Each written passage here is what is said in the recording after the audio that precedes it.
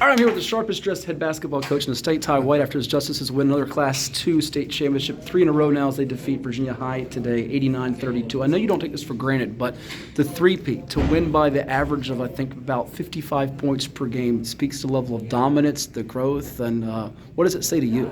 To God be the glory. Just truly thankful for these group of coaches and young men who compete and come to work every day to continue to step their game up to a whole nother level. So I'm truly, truly thankful. When you have a team that was undefeated last year, nationally as highest number one in the country, with Dennis Parker, who's now at NC State, Jason Rivera-Torres, who's at Vanderbilt, you hear, how do you duplicate that? How do you replicate that? This year you guys put another challenging schedule, had a couple of bumps along the road. What was the message during the journey, knowing that, all right, it's figured to be a foregone conclusion, you do this, but it's never a foregone conclusion. You want to get them to get better, right? No question. We have new goals every year, and we wanted to send those seniors out with a bang. We had a really tough schedule, preseason schedule, and that's what we're going to continue to do, to push our guys to the limit so they can maximize their ability. A lot of people say they have the best point guard in the state. I think we said back in the preseason after your scrimmage with O'Connell that your guy is probably that guy. He's going to James Madison and Damon Red Thompson. 6 assists, no turnovers as a sophomore, 7 assists, no turnovers today. He doesn't get rattled, and what has he shown you from day one to now as he's done playing for you? I'm going to miss that young man. Like, when I tell you I truly love him, I love him. He's just been a consummate professional. He works his butt off every day, no excuses. I'm talking about you don't have to tell him or host him up and encourage him. Like, he comes to practice every day willing to work and continue to bring the level of others up with him. When you had the 38-game winning streak snapped, you lost your second game of the year after you beat Hopewell to Myers Park. What'd you tell the guys after that point? Because the undefeated dream wasn't done, but you still had a lot of goals you could obtain, right? Certainly. We know we fell short that fourth quarter. It was 8 minutes of basketball, and it was 8 minutes that kind of defined just the game, to be honest with you. We didn't play our best that fourth quarter.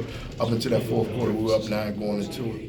Another learning moment I thought was the last regular season game. You were down 8 at the half to J.R. Tucker, came back and blew them out. Was there a specific moment, maybe that one, or that you say was one of the biggest growth points of the team, learning points? What do you hope this group learned during this season? So hopefully, man, they learn to just always be men and always to love each other and care for each other, making sure everybody is taken care of. Certainly you heard the elephant in the room about why is John Marshall Class II, they're dominating this, but what gets lost in the shuffle, I think, I don't know what you feel about it, is that just the level of focus that your group has not to have a let up and to play unselfish for each other. It doesn't seem like there's a lot of egos. Do you check them at the door, and how does this group continue to do that? We were fortunate to have some seniors to kind of humble each other, and so that was a good part of coaching this group. We've been together so long, been through so many tough games, tough battles, that they just loved and competed for each other.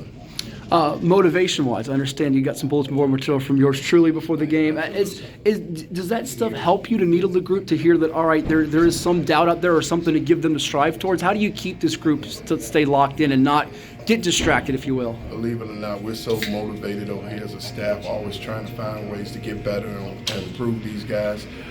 It did help a little bit. It didn't hurt, I can say that, to hear that comment about John Marshall. Sure. What's next you're going to say goodbye to Red Thompson, who's one of the best point guards, I think, accomplishments-wise in the state. Dominic Bailey, who's one of the most unsung guys, who's going to Shawan, hustles his tail off. What's next for you in this group? Because people continue to say, you just keep this train rolling. What's next as you look at it? I'm excited. We had an undefeated JV team this year. I'm excited to get those guys in the gym and continue to prove. You saw a couple of them got moved up.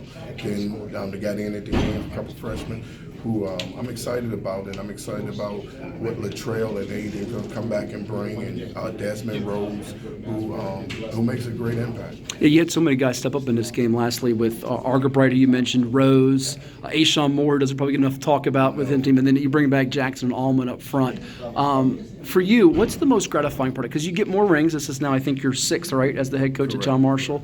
Is it to see these young men go off beyond this and be successful in life? What do you most get out of this? That's the picture we try to paint every year of maxing out, whatever that is. And for some of them, it's Division I, some of them Division II, whatever opportunity they have before them is to max out and be a man. Well, they'll keep chanting tick, tick, boom at John Marshall. Thank you so much. Congrats on our championship.